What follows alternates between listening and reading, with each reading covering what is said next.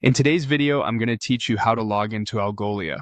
By the end, you'll be confidently signed in and looking at your dashboard, ready to work. First, open your preferred web browser and head to the official Algolia website. You can go to the homepage and navigate from there, or go directly to the Algolia dashboard if you have it bookmarked. Make sure you're on the legitimate site by checking for the secure lock icon in the address bar. If this is a tool you use frequently, consider bookmarking the dashboard so you can get back to it quickly next time. Once the site loads, look toward the top right corner of the page and click Log In.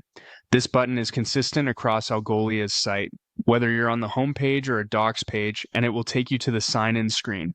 On the sign-in page, enter the email associated with your Algolia account and your password.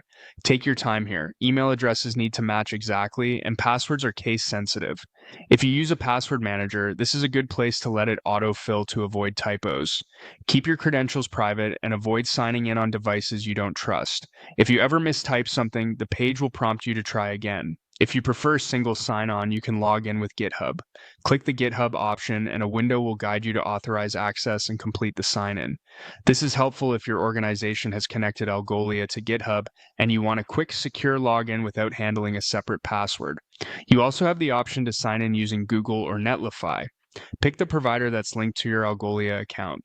Using the same provider consistently helps avoid creating separate profiles by accident. If your company enforces a specific provider, stick to that one to ensure your access matches your team's setup. After you log in, you'll land on your Algolia dashboard. This is your command center. Here you can view your application's indices, analytics, and usage, and navigate to settings when you need to manage keys or configure features. If you work across multiple projects, check the project or app selector to make sure you're in the right place before making changes. The top navigation will help you move between search, indexing, analytics, and account areas. If you don't see what you expect, look for the dashboard link in the main navigation to return to this overview. That's it. You've gone from the website to the login page, signed in with your preferred method, and reached the dashboard where your work begins.